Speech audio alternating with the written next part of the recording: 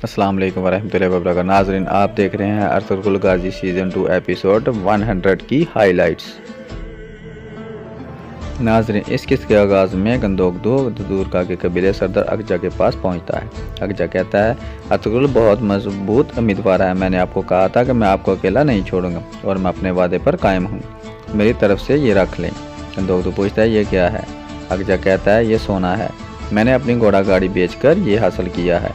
ये आपके लिए हलाल है गंदोगदू साहब। पहले गंदोगदू इनकार कर देता है, फिर अकजा इसरार करता है और कहता है, हमें एक दूसरे की ज़रूरत है गंदोगदू साहब, आप ये रख लें, हमारे लोगों को इसकी ज़रूरत है। फिर गंदोगदू सोना ले लेता है। गुस्से में सलजान हलीमा को कहती है, हम क्यों एक दूसरे के खिलाफ हो गए हैं? हलीमा कहती है, हम दोनों काई कबीले के मुस्तकबिल के लिए लड़ रहे हैं सलजान। फिर सलजान कहती है, लेकिन इस तरह तो हम पत्तों की तरह बिखर जाएंगे। हलीमा कहती है, हमारे पास और कोई चारा नहीं है।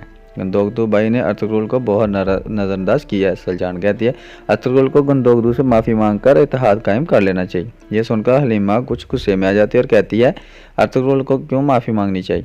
हमने कोई गलती नहीं की और सरदारी पर जितना हक गंदोगदू भाई का है, इतना ही अर्तुगरुल का भी है। ये कहकर हलीमा वहाँ से चली जाती है। दूसरी तरफ गंदोगदू चिरगे के दो अहम लोगों से मुलाकात करता है। उनसे कहता है, मैंने सुना है अर्तुगरुल इस सिपाहियों को मालिक नेमत का वादा किया है, लेकिन मैंने अपना वादा पूरा कर दिया। ये कहकर गंदोगदू सोने की 2 पोटलियाँ निकालता है, फिर एक बड़ी पोटली निकाल कर कहता है, ये सिपाहियों में बराबर तकसीम कर दो, बाकी सोना हम हिजरत के वक्त इस्तेमाल करेंगे। जिरगे के आदमी रजामंद हो कहते हैं, हम आपके साथ हैं। इतने में एक सिपाही अंदर आकर सोना देख लेता है। फिर एक जिरगे का आदमी जाकर वो सोना कुछ सिपाहियों में बांट देता है और कहता है, ये गंदोगदू साहब ने आपके लिए भेजा है। सोने के सिक्के लेकर सिपाही खुश हो जाते हैं। दूसरी तरफ अर्तुगरुल एक बार फिर सिपाहियों से मुखातिब होकर कहता है, काई कबीले के मुस्तकबिल का फैसला पुराने और बुज़दिल ख्यालात से तय नहीं किया जाएगा, बल्कि तुम्हारे जैसे बहादुर तय करेंगे कि जो मौत की तरफ भागते हैं। माजी में हमने कई सालें मिलती हैं कि कैसे जवान लोग अपना मुस्तकबिल तब्दील कर सकते हैं। इतने में एक सिपाही वहाँ पहुँचता है और अर्तुगरुल को बताता है कि गंदोगदू भाई ने कुछ लोगों को सोना दिया है ताकि वो उन्हें सरदार के लिए मुंतखब करें। ये सुनकर अर्तुगरुल चौंक जाता है। दूसरी तरफ तुर्गे अकेला सारे दिन के मेहमान खाने के बाहर पहुंच गया था। फिर वो अपने हथियार निकाल के एक तरफ छुप जाता है और तीर तैयार करने लगता है। दूसरी तरफ कबीले में इब्न उमर भी पहुंच जाते हैं और दरवेश से मिलने के बाद पूछते हैं, अर्तुगरुल कहाँ हैं? दरवेश कहता है, वो जिरगे में है। आज काई कबीले के नए सरदार का इंतखाब हो रहा है और अर्तुगरुल भाई भी उम्मीदवार हैं। इब्न उमर भी कहते हैं, अल्लाह उनको वो नसीब करे जो उनके लिए बेहतरीन है। दूसरी तरफ जिरगा शुरू हो जाता है। फिर आइमा खातून अंदर दाखिल होती हैं तो सब खड़े हो जाते हैं। फिर वो सबको बैठने के लिए कहती है। इसके बाद वो जिरगे की कार्रवाई शुरू करती है। इतने में दमदार अंदर दाखिल होता है। गंदोगदू से देख कर कहता है, खैर है दमदार, देख नहीं रहे कि हम जिरगे में हैं? दमदार कहता है, मैं यहाँ एक जिरगे के आदमी के तौर पर अपना हक इस्तेमाल करने आया। गंदोगदू आइमा खातून से पूछता है, क्या ये मुनासिब है वालदा? आइमा खातून कहती है, बिल्कुल, दमदार जिरगे में बैठकर अपना हक इस्तेमाल कर सकता है। इसके बाद दमदार भी जिरगे में बैठ जाता है। फिर आइमा खातून कहती हैं, इंतखाब से पहले आप कुछ कहना चाहेंगे गंदोगदू? गंदोगदू कहता है, हम अपना कबीला यहाँ पर लेकर आए ताकि अमन और सुकून से रह सकें, लेकिन हर रोज़ हम नई मुसीबत का सामना करना पड़ा। जब मैं सरदार बनूंगा, मैं रियासत की मदद से इस कबीले अमन और सुकून लाऊंगा और हम सब मिलकर फैसले करेंगे। इसके बाद आइमा खातून अर्तुगरुल से कहते हैं, आप कुछ कहना चाहते हैं? अर्तुगरुल कहता है, कबीले के मोअज़्ज़ज़ लोगों, क्या हम हिजरत करके यहाँ इसलिए आए थे कि दुश्मनों से बच सकें, या ज़रख़ेज़ ज़मीनों पर जा सकें और सुकून से रह सकें? नहीं, इसलिए हमने हिजरत नहीं की थी। जालिम लोग जुल्म करते रहे और हम उनको मारने के बजाय अपने अमन सुकून से कैसे सो सकते हैं? अगर आपने हमें सरदार मुंतखब किया तो मैं ना सिर्फ अपने कबीले बल्कि मंजूलूम लोगों का साथ दूंगा और हम अपने कबीले को वहाँ लेके जाएंगे जहाँ से ये ताल्लुक़ रखता है। हम सिर्फ इस रास्ते पर सुकून हासिल कर सकते हैं। इसके बाद आइमा खातून कहती हैं, आप सरदार के इंतखाब का वक्त आ गया है, लेकिन मैं अपना वोट इस्तेमाल नहीं करूँगी क्योंकि गंदोगदू और अर्तुगरुल दोनों मेरे बेटे हैं। जो लोग गंदोगदू का सरदार देखना चाहते हैं वो अपने हाथ खड़े करें। गंदोगदू के हक़ में 10 आदमी हाथ उठाते हैं, जबकि अर्तुगरुल के हक़ में 6 आदमी हाथ उठाते हैं। इस तरह फैसला हो जाता है। आइमा खातून कहती हैं, काई कबीले का नया सरदार गंदोगदू है। फिर सब लोग खड़े हो जाते हैं। आइमा खातून कबीले और नए सरदार के लिए दुआएं मांगती हैं, जिस पर सब लोग आमीन कहते हैं। फिर गंदोगदू सबसे मुखातिब हो कहता है, कबीले के मोअज़्ज़ज़ लोगों, ये फैसला करके आपने अपनी सोच की अक्कासी कर दी है। सुलेमान शाह का ये ख़ैमा आप लोगों के लिए खिदमत के लिए, आपका दुख मेरा दुख है। आप ये जान लें कि मैं हर वक्त आपके लिए काम करूँगा, लेकिन ये भी जान लें कि जिस किसी ने भी अगर हमें तकसीम करने की कोशिश की तो उसको कबीले की रवायात के मुताबिक सज़ा दी जाएगी। अल्लाह हमें मुस्तकिल इत्तेहाद और सुकून अता फरमाए। मैं फिर गंदोगदू अपने वालदा का हाथ चूमता। इसके बाद गंदोगदू को एक तलवार, कबीले का झंडा और कुरान पाक दिया जाता है, जिन्हें वह चूमता है और फिर सरदार की सीट पर बैठ जाता है। सुकुर्तगिन आगे जाकर उसका हाथ चूमता है। इतने में अर्तुगरुल गंदोगदू के सामने खड़ा हो जाता और कहता है,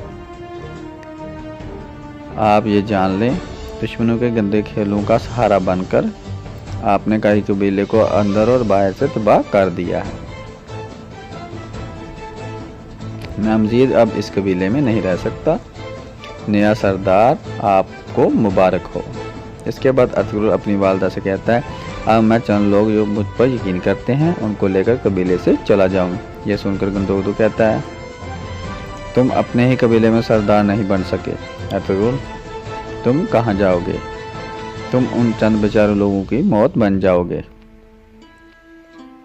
इसके बाद अर्तुगरुल कहता है, मैं हज़रत इब्राहीम अलैहिस्सलाम की तरह चंद लोगों को लेकर निकलूँगा और एक रियासत कायम करूँगा। गंदोगदू आगे से कोई जवाब नहीं देता है। फिर अर्तुगरुल जिरगे से बाहर निकल जाता है। फिर जिरगे के लोग बारी बारी गंदोगदू का हाथ चूमते हैं और उसे मुबारकबाद देते हैं। फिर कबीले का ढोल बजता है और एक आदमी बुलंद आवाज़ में ऐलान करता है कि सुलेमान शाह का बेटा गंदोगदू साहब काई कबीले का नया सरदार बन गया है। फिर अर्तुगरुल बाहर आता और इब्न अरबी और सबको सलाम करता है। इसके बाद वो कहता है, कल हम उन लोगों को साथ लेकर ये जगह छोड़ देंगे जो हम पर यकीन करते हैं। सबको बता दो यही वक्त है जाने का।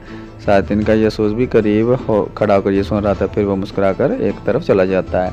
इब्न अरबी कहते हैं, घबराओ मत और मायूस मत होना। बड़ी कामयाबियाँ छोटी शिकस्तों के साथ हासिल की जाती हैं, हत्ता कि एक शिकस्त भी आपकी फतह होती है बेटा। बेशक अल्लाह जानता है कि क्या होता है। फिर इब्न अरबी अर्तुगरुल को लेकर एक तरफ चले जाते हैं। दूसरी तरफ गंदोगदू अकेला सरदार वाली सीट पर बैठा था। इतने में उसे एक ख्याल आता है। अर्तुगरुल कहता है, अगर आपको ये याद दिलाए कि आप सुलेमान शाह के बेटे हैं तो आप मेरी जान भी ले सकते हैं। क्या आपको याद आया भाई? याद है मुझे, तुमने बाबा को धोखा दिया और हमें मुसीबत की तरफ ले आए।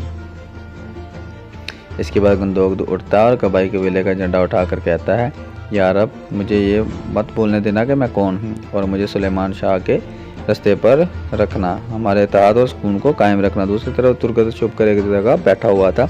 इतने वो सातिन के काफिले को आता हुआ देखता है और एक तीर उठा लेता है। फिर वो सातिन का निशाना लेने लगता है और दिल में कहता है, आइकस दमीर बाबा, मैं कसम खाता हूँ कि मैं अपने वादे पर कायम रहूँगा और आपका बदला ज़रूर लूँगा। मैं उस आदमी को मारने लगा हूँ जिसने हमारे लोगों और अर्तुगरुल भाई को मुश्किल में डाला है, लेकिन इस दौरान बार बार उसके सामने सिपाही आ जाते जिसकी वजह से वो तीर ना चला सका। दूसरी तरफ अर्तुगरुल इब्न अरबी से कहते हैं, मैंने नुयान को मार दिया है जिसने हमारे लोगों पर जुल्म किया था और हमारे प्यारों को शहीद किया। इब्न अरबी कहते हैं, मंगोलों की बड़ी फ़ौज आने के बाद ये मुश्किलात और बढ़ जाएंगी, इसलिए आपको हिजरत करनी होगी ताकि मुसलमान महफूज रह सके। आपकी हिजरत इंसानियत की बका की हिजरत होगी इंशाल्लाह।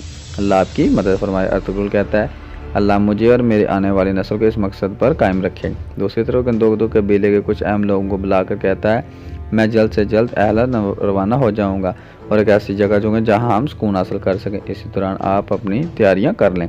जिरगे वाले आदमी कहते हैं, जैसा आपका हुक्म सरदार। फिर वो उड़कर बाहर निकल जाते हैं। उनके जाने के बाद सुकुर्तगिन कहता है, अर्तुगरुल के साथ क्या होगा भाई? गंदोगदू कोई जवाब नहीं देता और फिर वालदा की तरफ देखकर कहता है, मैं आपका दर्द समझ सकता हूँ वालदा, आज रात मैं इस कैमे में सबकी दावत करूँगा, लेमा सुल्तान अर्तुगरुल को भी दावत दूँगा, आप परेशान ना हों।